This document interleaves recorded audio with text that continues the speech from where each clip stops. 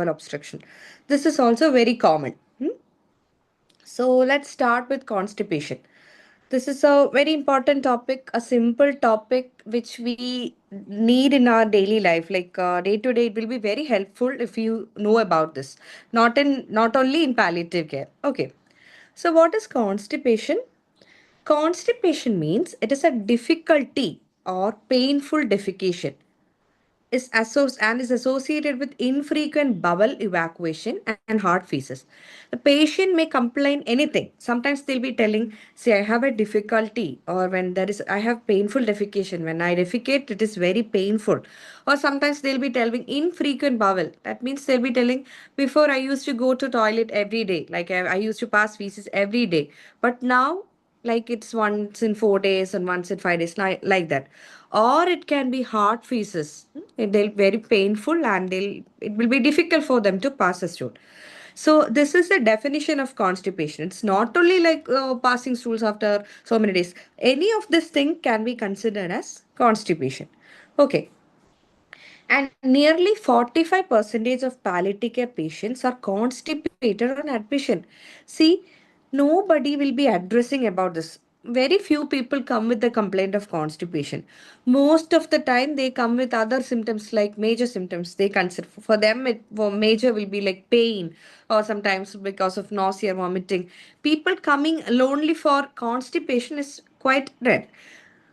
But you have to know that nearly 45%, nearly 50%, half of the patients coming to your OP will be having constipation.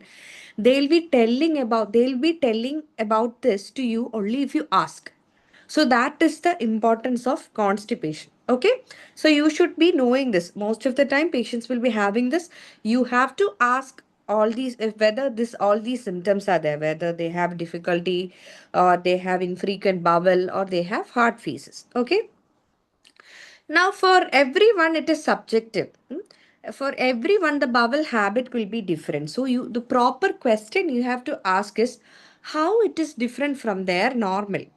When they are coming to you, coming and telling you that they have constipation, you have to ask like how it is different from their normal, because their normal will be different. Patients, sometimes some people will pass stools twice a day, or some people will pass stools only once in 2 days. For everyone, it is different. So, according to them, you have to ask, you have to change your question. It's not like when did you pass the stool, not like that. How it is different from their normal. That is how you have to document. When you take history, so today you have to, from today onwards, you have to ask like this. When, how it is different from their normal. Okay. Now, you have to ask what is their normal frequency, amount, consistency. Was it like this before, or was it blood stain? All these things you have to document. And the question has also to be changed as last satisfactory bowel opening. That is also very important. The word satisfactory. See, if somebody comes to you with constipation and they may be passing stools every day, but it may be hard stools, or they'll be having painful defecation, and you are just asking only, when did you pass stools? And they'll be telling yesterday, and you'll be thinking, yeah, that is normal. So that is not the right way. You, from today onwards, you have to ask, when was the satisfactory bowel opening? When did they pass feces very satisfactorily? That may be 1 week back. Yesterday he might have passed, but the satisfactory bowel opening will be like 1 week back. So that is affected him. So when you take history, you have to ask this. Okay, when was the last satisfactory? And you also have to record what was their normal. Okay. And the amount, frequency, consistency, blood stain, all those things. Whether they have any discomfort, cramping, nausea, vomiting, all these associated things. In elderly patients, most of the time, this elderly people will be using some laxative regularly, normally itself. So when they have some disease, this will exacerbate the prolongation will be more. So in elderly patients, you have to ask were they using any laxatives before. So all these things you have to ask. Then how about the diet? Are they taking the food regularly? Sometimes when food is reduced, when you change food habits reduce, the bowel pattern also reduce, like change. So you have to ask about that also. So, what is the problem with this constipation? When you have constipation for a very long time, see, it leads to so many problems. That first one, feeling of incomplete evacuation. The patient feels like passing stools all the time. They will be telling, so I've gone to toilet, but that is not enough. I feel like going to toilet every time. Then they have bloated feeling. They'll be like the stomach has distended, all those problems. Nausea, vomiting. When you don't pass stools, one of the most common thing you see is nausea and vomiting. Fullness. People won't be able to take food, right? Abdominal cramps or pain. Bowel obstruction. When this feces, no, it will become hard and it will cause the obstruction in the intestine. So all these things are a problem. Overflow diarrhea. We'll talk about this overflow diarrhea. I'll tell. Okay. Then urinary retention. This is very common. Okay. For example, some patients, okay, most of the time in our OP, patients come with a complaint of urinary retention, acute condition, right? Patient will be coming and telling you, I'm not able to pass urine since yesterday night or something like that. So the first thing you have to ask, so many things are there. There are so many other causes for urinary retention, but in a palliative care setting, you should think about constipation. See, this constipation can lead to urinary retention. The bowel, it can obstruct the bladder, neck, or something like that, and it cause retention. So every time if someone comes to you with urinary retention, you have to ask them about constipation history. Okay, because constipation for a very long time, the stool can become hard.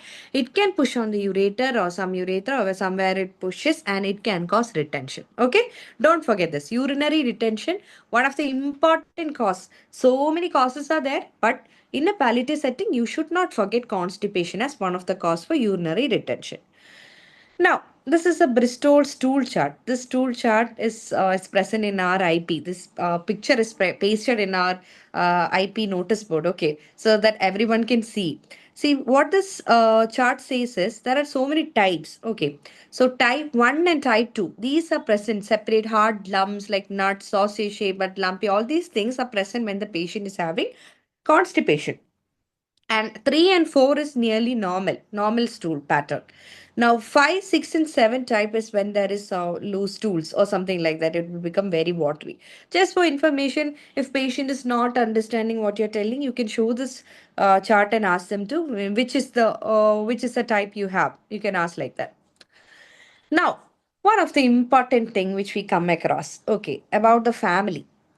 So when the patient complains that, see, doctor, sister, I'm not able to pass your feces in so many days, and suddenly the family member or the relative will be coming and telling, see, he's not eating since last 10 days, and how can he pass stools?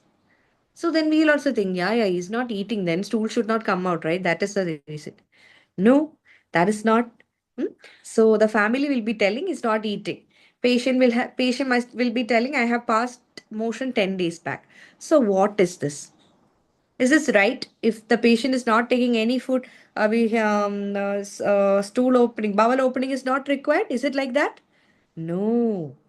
You have to learn about it. See, what is stool? Stools contain shredded epithelium and a major bulk of bacterial byproducts. Even if the patient has not taken any food for few days, he may need a bowel care. Okay, if he's not taking the food, the bowel opening will not be the same as before. But at least some bowel should be there because the bacterial action, the epithelial byproducts, all these things will also come out as stool. See, the bacteria acts on it and stool will be formed. So it is not like since last 10 days he has not eaten food, so there is no need of a bowel care. Hmm? He should be having a bowel care. He should be able to pass to at least something. Okay, at least a little he has to pass. So you have to counsel the bystander. Okay, the caregiver. You should be able to counsel the caregiver that, see, this is not the thing. It is like this. He may be having, the patient may be having some abdominal discomfort also. Patient will be coming to you with that, telling, I'm not passed, but I'm not eating food also. Then you have to give a bowel care. You can use a enema or something. 10 days. It's a very big thing. Okay. So you should be able to know this point. This point is new to you, I think. Okay. It will be new to most of the people. So you have to keep this in mind. Okay. Now, what are the causes of constipation? So, pharmacological, it's like drugs. Which all drugs can cause constipation? Opioids, right? You will be knowing about this. Morphine, all the opioids. Fentanyl. Fentanyl is relatively has constipation less than morphine, but morphine is very common. People having taking tramadol or morphine will be having constipation most of the time. Antidepressants, anticholinergics, antiepileptics, all these drugs, they have constipation as side effect. Then metabolic, like dehydration, hypercalcemia, hypokalemia, uremia. Dehydration, when the patient is not taking enough water, that is common to us also, no? In a day-to-day life, we know that if the patient, if somebody is not drinking water properly, they'll be having constipation. Diet, poor appetite, low fluid, fiber intake. Most of the patients who are sick, they won't be able to take the food properly. So the diet is reduced and they'll be taking only very little food. So all these people can have constipation. Okay. Environment is also very important. Hospitalization, change in the environment. When when some normal people also, when they are present in the hospital, when they are admitted in the IP, inpatient department, they'll be having because of this change of environment. So you should be able to address that. Now, neurological conditions like malignant spinal cord compression. When there is a tumor in the spinal cord and it can cause a spinal fracture, those patients who has fall from height, all those things and all. Neurological condition, the spinal cord is injured. Spinal cord is responsible for bowel and bladder movement, right? It has control over the bowel and bladder movement. So when it is compressed, the proper thing will not happen. So that is also a cause of constipation. Now, structural, like something like tumor. All these things will be blocking some big tumors. Okay, all these things will be compressing on the intestine or something, and the bowel will not be able to move. And then radiotherapy, RT induced means radiotherapy induced fibrosis. Post radiotherapy, most of the time, the tissue will become fibrosed. Okay, so that will not cause a stool to go down. Somewhere it will be blocked. Okay. Intraluminal obstruction, some tumors inside the small intestine or bowel, somewhere inside, it will also cause obstruction.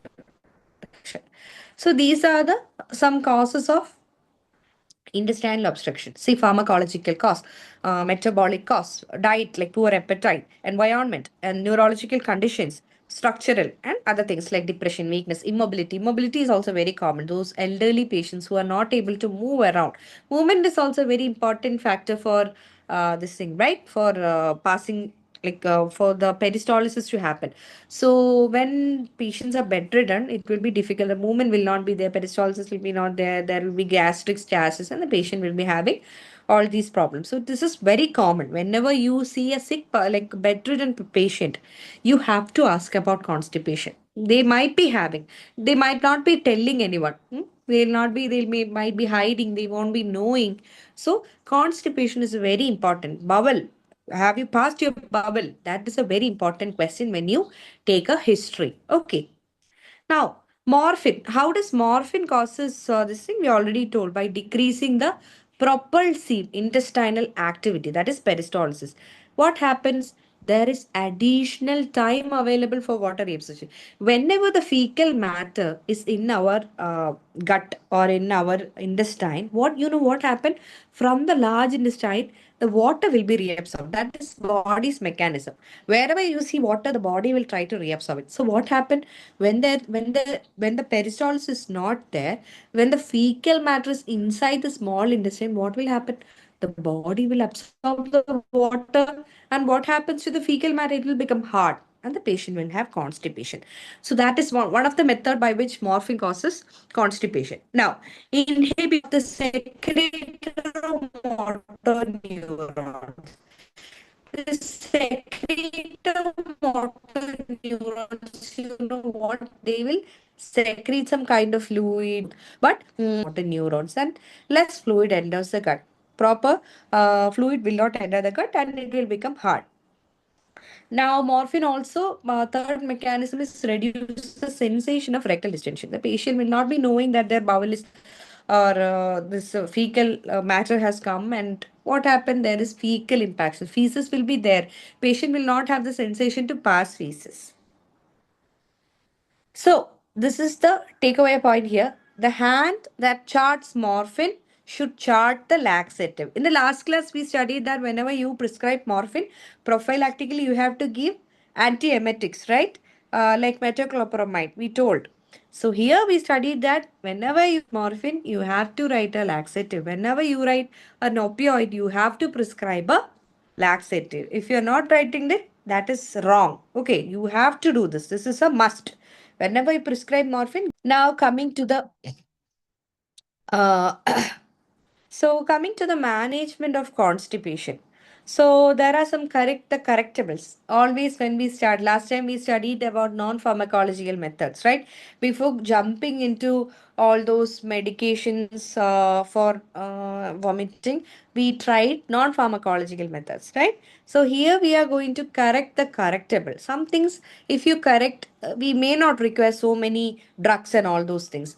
We may require only few things like dehydration. If you ask the patient to drink more water, plenty of water, the problem may resolve. Okay, like hypokalemia, all those things, electrolyte imbalance can cause constipation. Medications, if you are using morphine, you can prescribe a laxative like that. If the patient is taking some medications which have side effect as constipation, you have to tell them, you have to correct. Judicious use of lactase. That means laxatives should be given regularly in a proper manner. Not like, when you have constipation, take one tablet. That is not right. Correctly use the number of tablets and regularly, and it improves the general condition. Other, encourage activity. Ask the patient to, you can ask the patient to walk if possible. If the patient is mobile, if he's able to walk, ask the patient to walk, and to increase a fiber rich diet. These are the correctable factors. Now you have asked them to do all these things, that but still the patient is not improving. What you're going to do? We are going to start our non-pharmacological methods. What are the non-pharmacological things you do here? One of the biggest thing you see in wards, when there is no separation, not in rooms, I'm not talking about rooms, when the patients are in wards, it is very difficult for them to have a privacy, right? So think about ourselves. If we are in a what if we are in a IP room in a ward where it's a public space, and you feel like going to the washroom, but because of the privacy, we won't be able to go. So for the patients also, it is the same, right? So access and ability to go to the toilet. If the patient is having some problems with walking, give the bed nearest to the bathroom. Like the which one is near to the bathroom, you can suggest that. They sometimes access is very different. Patients tell that, oh, I have to walk so much, it will be very difficult for me to, so I didn't go to the toilet.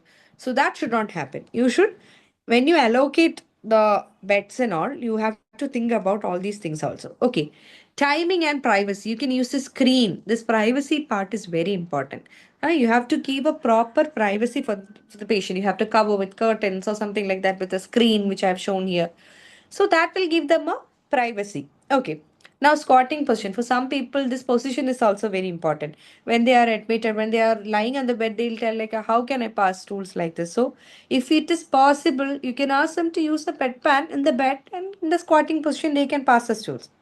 So these are the few non-pharmacological methods. This privacy, this is very important. You can always, when the give, ask them, ask a patient, are you comfortable? Are you okay with this? Should I do something? Should I cover it with something? Are you okay? You can ask like that. Now, the treatment for constipation. This is very important. Okay. Treatment. First thing is a rectal examination. When somebody is coming to you with a constipation, what you can simply do is a rectal examination, per rectal examination. And then you can use proper laxatives. You can use suppositories. You can use enema. You can use soapwater enema. You can use digital evacuation. With your fingers, you can digitally evacuate the impacted fecal material. So one by one, we'll learn. So, what is this digital rectal examination? How to do a per rectal examination? So I'll tell you the procedure. This is very important. Most of the time you will be doing this. This is very common procedure. You have to clearly understand what actually you're doing. Okay. It's not like if you find somebody with constipation and you're just going to poke your fingers. You have to properly explain the procedure first. See, I am going to use, since you are having this problem, I am going to do this. It is not painful. It will take only some time. If you cooperate, it will be good, and everything will go smoothly. And you have to tell like this. You have to properly. I'm going to do this. Going to take a lignocaine, and you will not be knowing anything. It's a local anesthetic. You can explain this. That will reduce their anxiety. See, it is for everyone. It will be a very distressing part, right? This it is not very comfortable thing to do a rectal examination.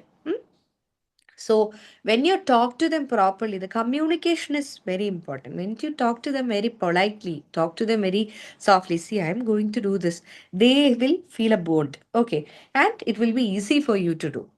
Now, explain the procedure. So, explain the procedure clearly. Then you have to take sufficient lubrication with a local anesthetic. You can use a lignocaine. You can take the, put the gloves, put the lubricate like anesthetic, local anesthetic, and you can apply it on the parietal region. Give enough time for the local anesthetic to act. See what usually happens in the OP?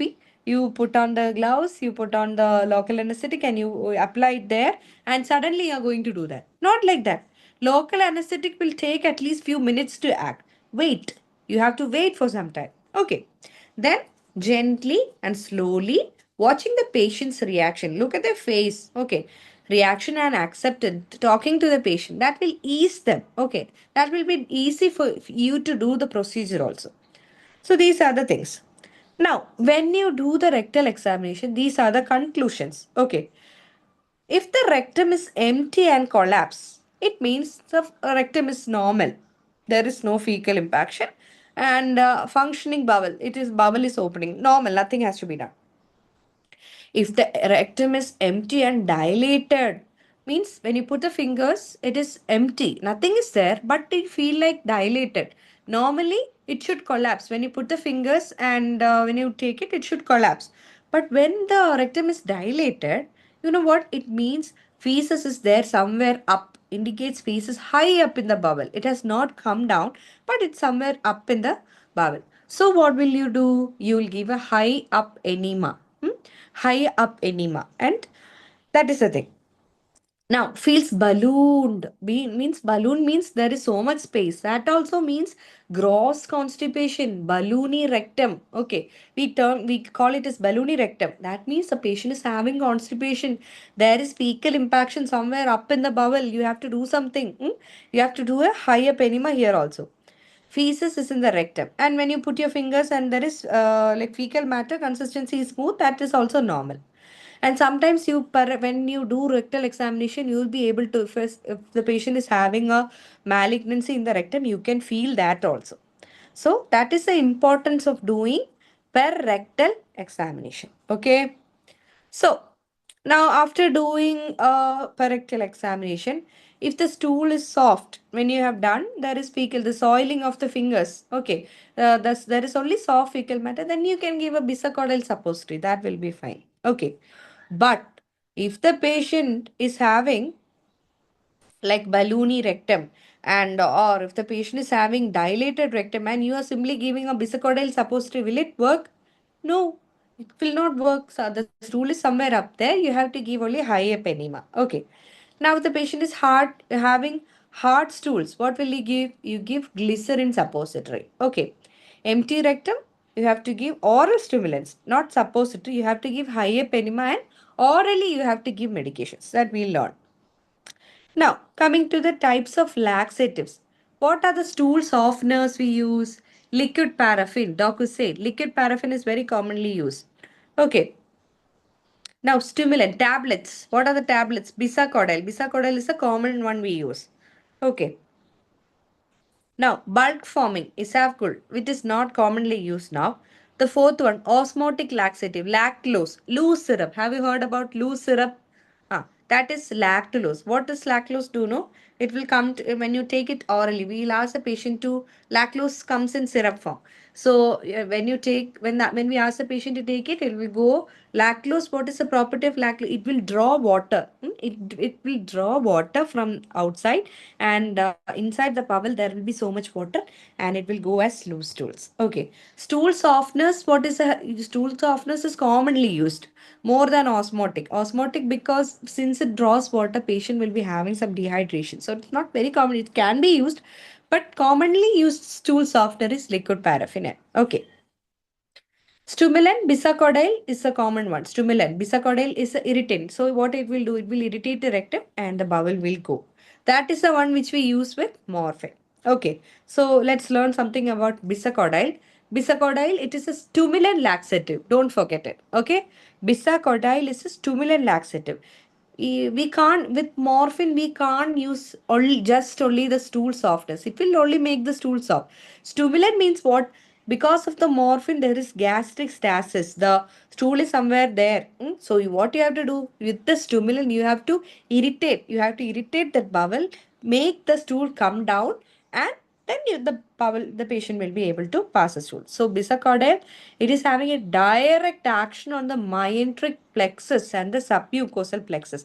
These are plexus means neuron, some kind of neural tissue, and it is present in the bowel, in the small intestine and large intestine and all. And what it will do, it will act on this neuron and it causes peristalsis. Okay. So, this stimulant laxative should be avoided in complete obstruction. We'll talk about this obstruction. When there is a complete, somewhere in the bowel, there is a complete obstruction like this, and you are giving some stimuli from above. Okay, you are giving bisacodyl. Will it work? No, it will cause more problems because it will cause peristalsis, and at that obstruction point of obstruction, it will be obstructed. It will cause more pain to the patient. So always avoid this kind of stimulant laxatives in complete obstruction. Okay. So how to prescribe bisacodyl? Bisacodyl we usually give it as tap bisacodyl 10 milligram. It usually comes at 5 milligram or 10 milligram strength. So you can give the dosage is 10 milligram. Okay. 10 milligram HS. HS means at night. Plus or minus softener. That is, you can add a softener, liquid paraffin, syrup, liquid paraffin along with it. Okay. So that is it. Bisacodyl, you can increase the dose. If the patient is not able to like pass stools with 10 milligram, you can increase the dose to 10 milligram BD. Or you can even increase the dose up to TDS and with or without stool softener. Okay. So that is how you prescribe bisacodyl. Now, about stool softness, it commonly used as a liquid paraffin. It is not alone used as a laxative. Sometimes it is only a stool softener is only a adjuvant. You can tell like that. It is alone we cannot use it. It has to be combined with the stimulant laxative like bisacodyl. Osmotic lactose, already told, lactose, it's a non-absorbable sugar. What it does, it will absorb water, and it can cause, it is not, what it will cause, loose stools. Okay. Now, the problem with it is it can cause dehydration. That is why it is not used. Bulk forming is asphagoate is not used for the palliative care patients, but know that it is also used as a laxative. Now, in paraplegic patients, that is also very important. See, in paraplegic patients, most of the time there will be some problems with the spinal cord. Paraplegic may be because of fall or some road traffic accidents, and all people will be having paraplegia, right? So, in that patients also, the spinal cord, when it is having some problem, the bowel and bladder part both will not be working most of the time. So, for bowel care, you have to give some kind of stimulant laxatives and stool softness. They will not have the power to push out, or they will be bed bound. So there is no movement. So don't forget, not only in malignancy patients, those patients with the CA or like that, you have to think about constipation in those patients with paraplegia also. Okay. Now, I already told what is overflow diarrhea before, right? It's spurious diarrhea. This is very important. This will be a question. If you have some exam, this will be a question. What is spurious diarrhea? This is not commonly known to everyone, but this is very commonly seen here. Nobody knows about it, but it is commonly seen. You know what happens?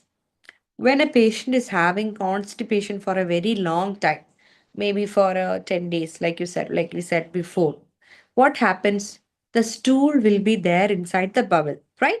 And the water will be absorbed and stool will become hard, right? And the patient's caregiver will be telling, Doctor, he was having constipation since last 10 days. Okay.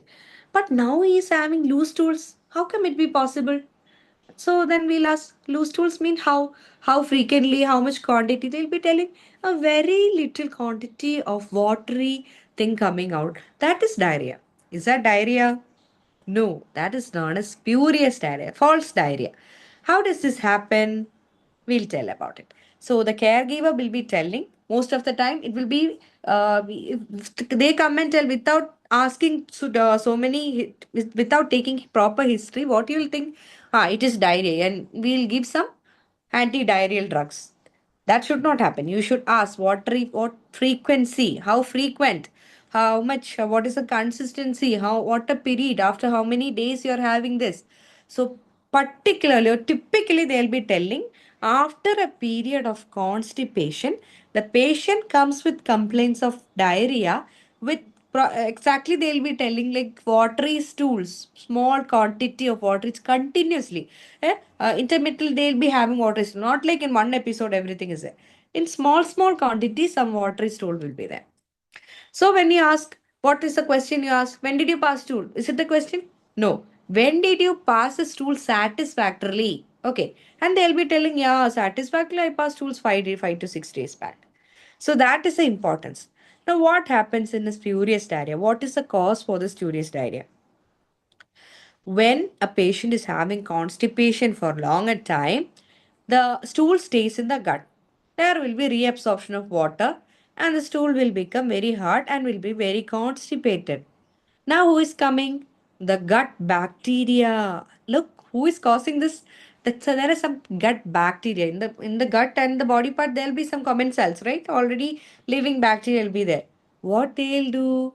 They causes a putrefaction of the stools, and the stools become watery and comes out through the side. The hard stool will be there. Okay, hard stool will be there, but in the up portion, what will do this bacteria do? They will cause putrefaction, and the stool will come through the sides small water. Actually, there is constipation, stool is there. So it will present as mild diarrhea. Understood? Hope it is clear for you. Right? So this is all about constipation. Just a quick recap. Just you have to know about what is this spurious diarrhea. It is very important. After a very long period of constipation, the patient comes with this thing. Now, what paraplegics, you always have to ask them whether they have this problem. Hmm? And the common types of laxatives. Now, coming to the second portion of this session, that is a malignant bowel obstruction. This is also very common.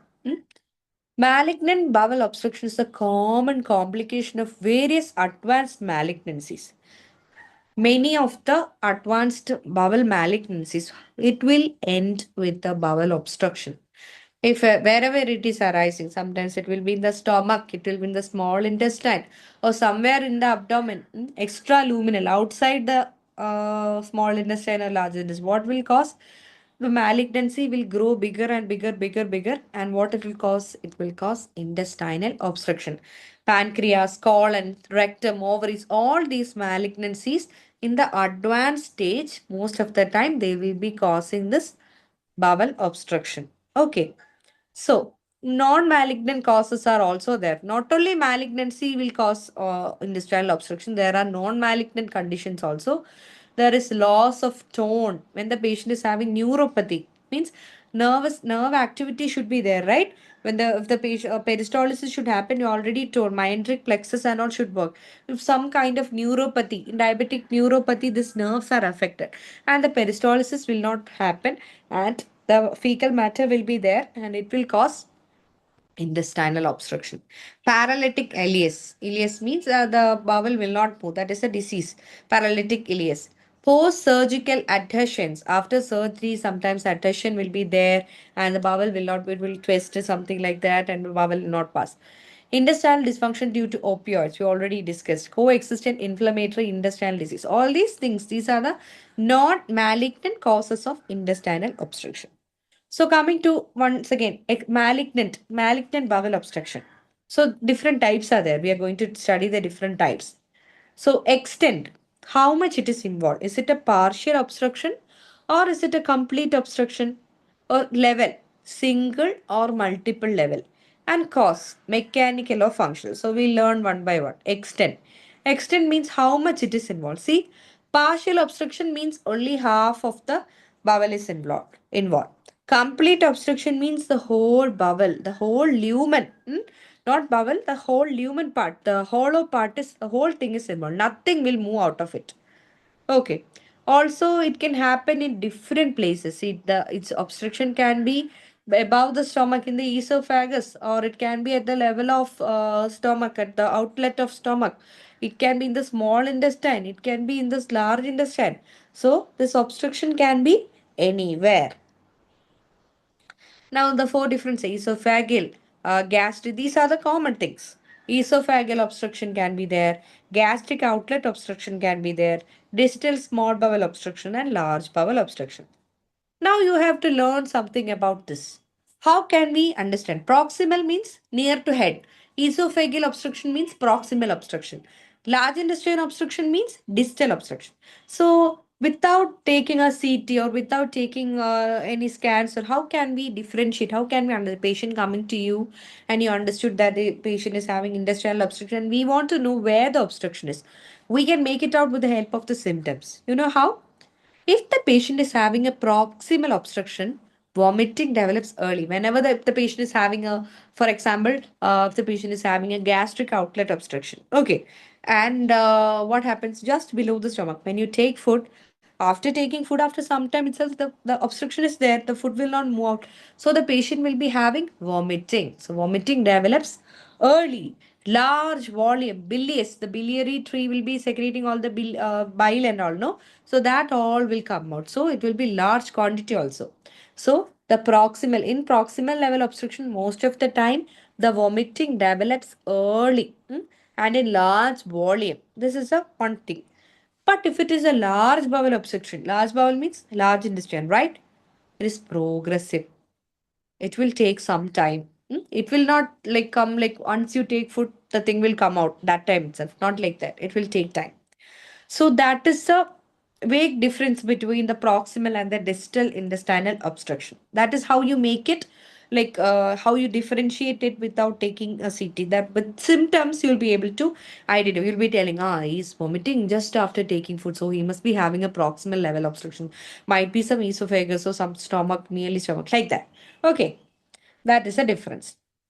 Now, what is a complete intestinal obstruction? This is a very sad part. Complete obstruction, the patient will be most of the time will be having a very poor prognosis. The malignancy must have advanced. Patient will be sick. Patient will be like near the end of life, and all the problems will be beginning. So these are the signs or symptoms of the complete obstruction. When there is a complete obstruction, nothing will go down. Nothing. If there is obstruction in the bowel part, what will happen? Patient will be having continuous nausea and vomiting. Nothing will go down, right? So whatever he takes, it will come out. Continuous nausea, vomiting. He will not be able to pass the feces. Constipation, down part, nothing is there. So there is no fecal matter. So there is constipation. Nothing is going out. No passing of flatus. There is obstruction. Even gas will not pass. So flatus will not pass. Flatus will not be passed. Abdominal distension. When there is obstruction, when there is gas forming, the abdomen will become distended. Spurious diarrhea will be there. The fecal matter, since there is obstruction, it will be there, and some kind of like liquid matter will only come out, and it will present as spurious diarrhea. Vomiting fecal matter. That is a very distressing condition for the patient. See, think about the fecal matter coming out through your mouth. That is their sad part, most very poor prognosis, and patient will be very sad about it. I can't tell. Most of the patients will be depressed. So that is one of the important feature. Vomiting fecal matter is a feature of complete obstruction. Okay, you have to think about complete obstruction. There may be so many reasons, but common one is a complete intestinal obstruction. Colicky abdominal pain. When there is obstruction, the peristalsis will not happen. The bowel will twist. Sometimes it will twist, and it will cause colicky abdominal pain. So these features you have to know. Okay, continuous nausea, vomiting. Yeah, when the patient is presenting all these features, most probably it will be complete obstruction. You have to study this. What are the features of complete obstruction? Patient will be having nausea, vomiting, constipation, not passing flatus, abdominal distension, spurious diarrhea, vomiting fecal matter, and colicky abdominal pain. So the pathophysiology, just to know about this, then when there is a fluid or gaseous gas retention, what happens? The intraluminal pressure increases. What happens when the intraluminal pressure increases? Secretomotor neurons. These neurons will secrete more fluid. And what hypersecretion will happen? And what happened? The abdomen will distend. Patient will be having so much distress. So, also because of the gastric stasis, like mechanical resistance, CA stomach, not inside, outside thing. Okay, outside thing can also cause.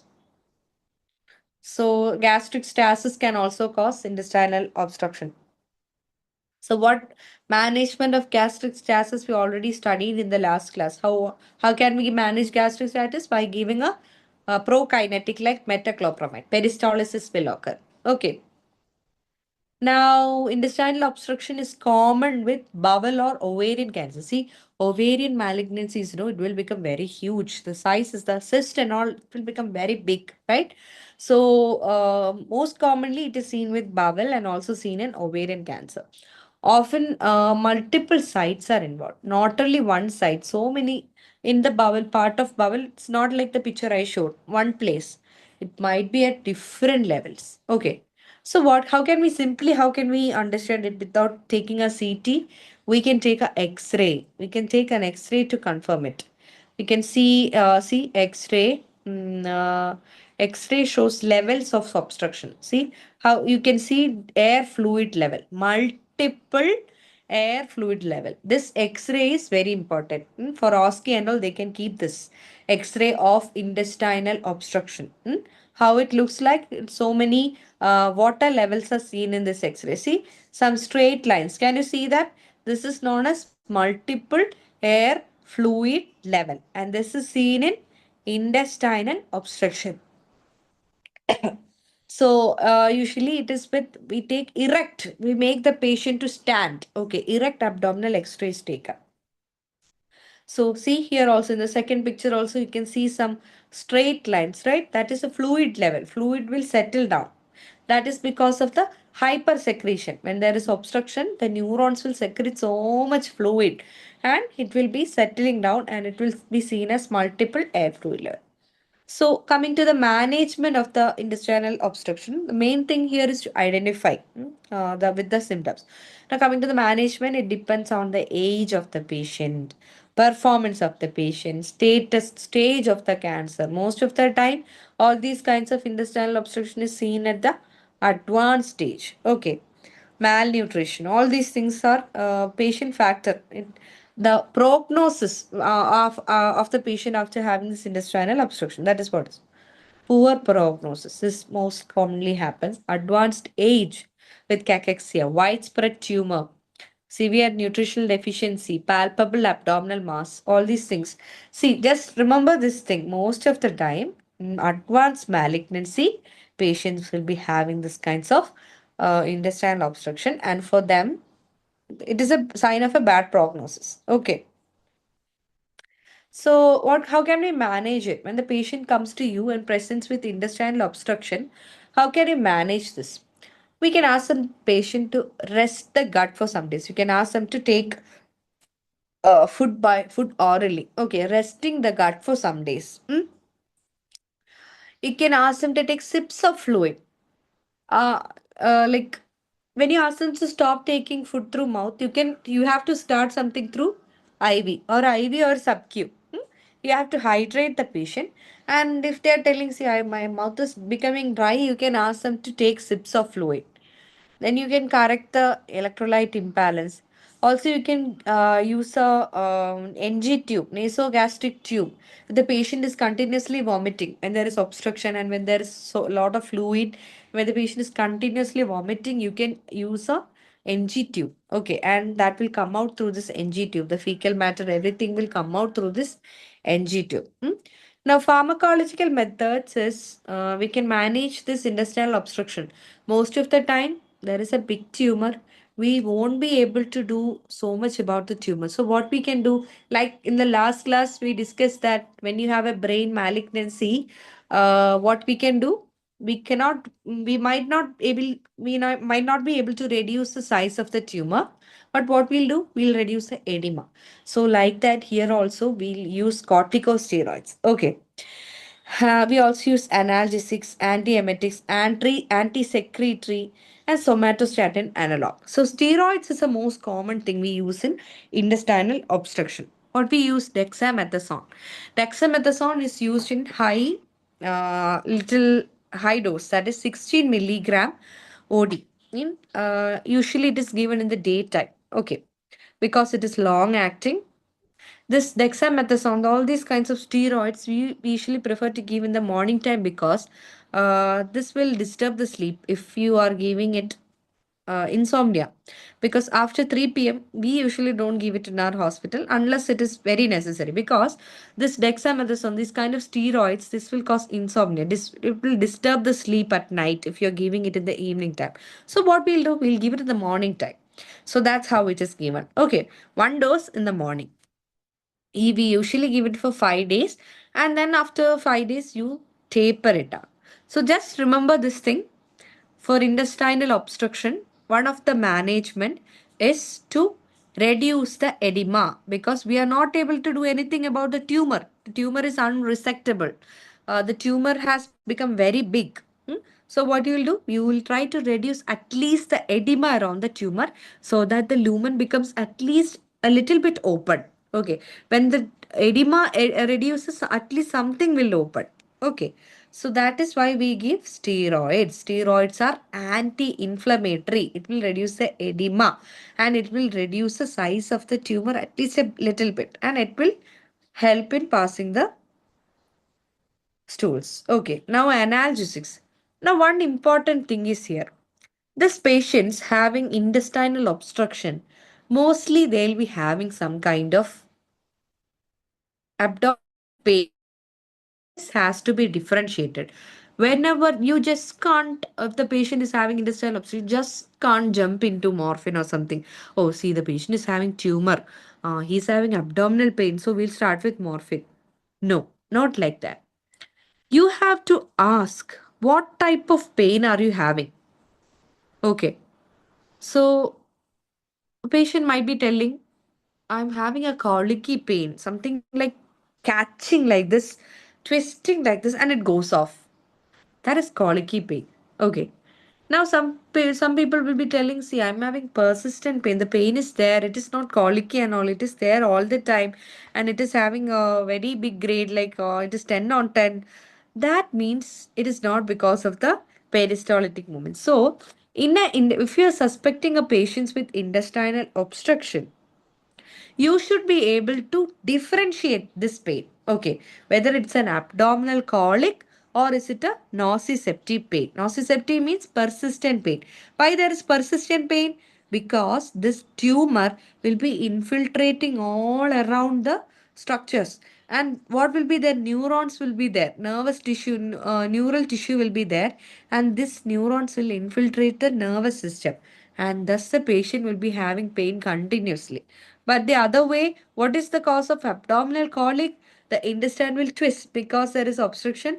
Because of the peristalsis, it will not be able to move, so it will twist. So the treatment for this abdominal colic and nociceptive pain is different. Okay, that is the difference. So colicky versus non-colicky pain. What we give for colicky pain? Hyoscine butyl bromide. Okay, what is it? The common thing we give is Buscopan. Hyoscine butyl bromide. So what we do? We do not give prokinetics here. Prokinetic means already the patient is having an obstruction, he is having pain due to peristalsis. And if you give a prokinetic, what happens? It will increase the pain. So don't give it. So you can give a, for colicky pain, you can give hyosyl butyl bromide. Now, for non-colicky pain, can we give what is can give if the patient is having persistent pain, nociceptive pain? Morphine and all opioids are for nociceptive pain, right? So, if only you can, if only partial obstruction. See, that is also a difference. Okay.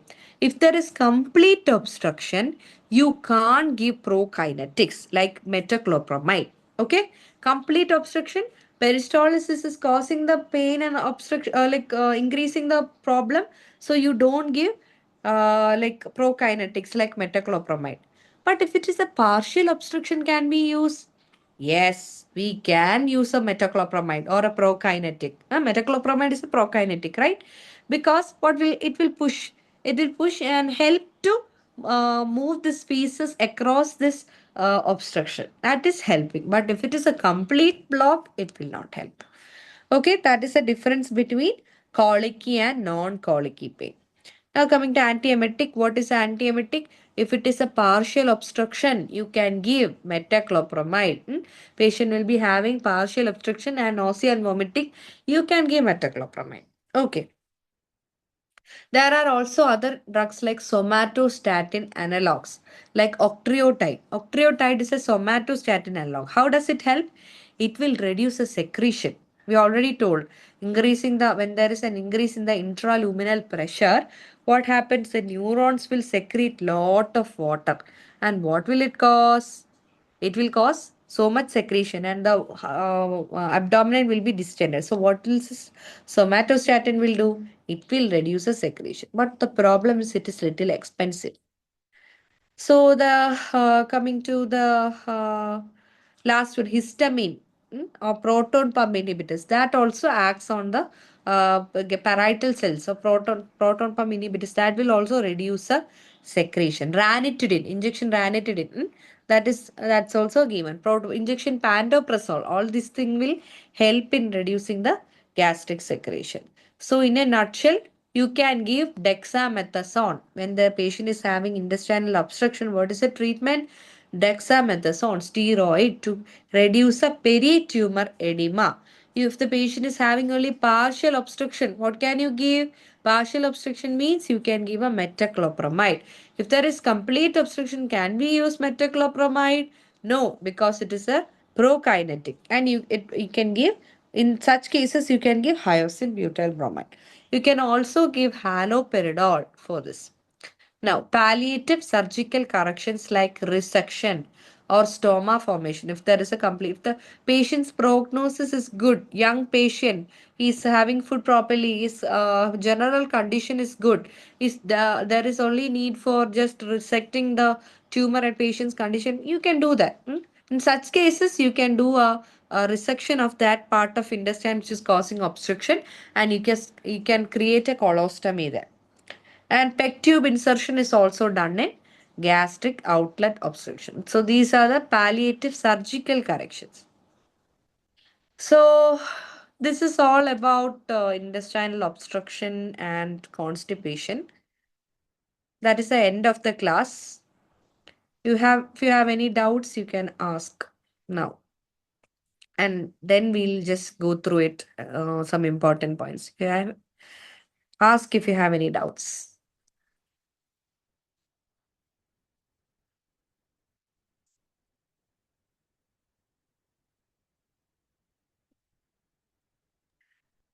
Dear participants, kindly ask your doubts.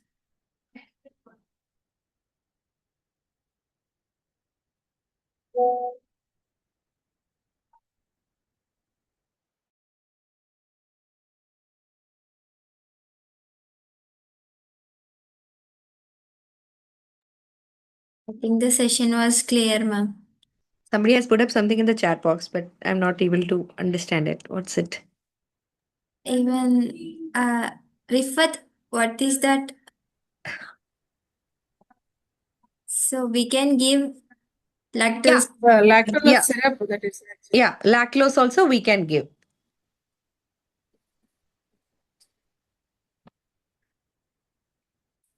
The common one we use is a liquid paraffin one. That's a stool softener. Anything is a stool softener. It is just helping.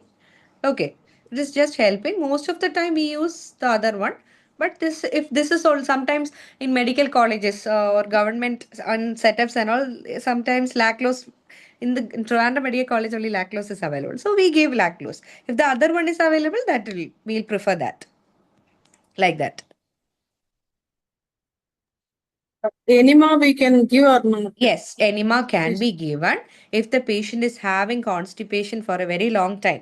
When we do a perectal examination, no, and you feel like the patient is there is a balloony rectum. When you put your fingers and nothing is there and it is dilated, that means something up is there. Some in the bowel, the fecal matter is present somewhere up. So what you can do, you can give a enema there. There is something called high up enema, which we use giving a tube. Have you seen giving high up enema? You know what is high enema? That is common, very commonly done. Okay, very good. Yes, You know ma'am. that. Okay, very good, very good. Mm.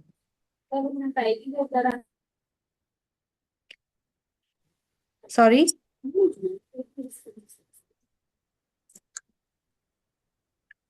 Anyone having any doubts? Rifat didn't say anything. What has she written? I didn't understand what she has said.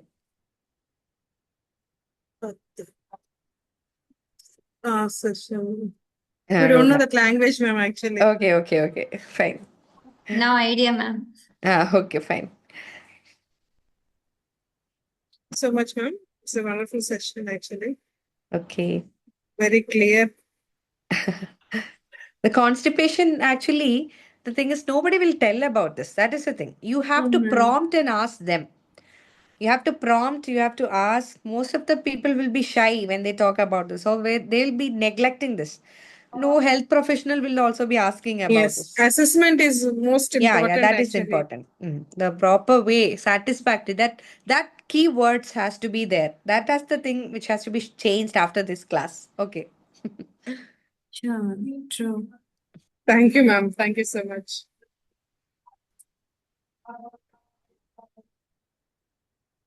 Thank you for being such a patient and inspiring teacher. Thank you so much. Thank you. The Thank you. feedback. Okay.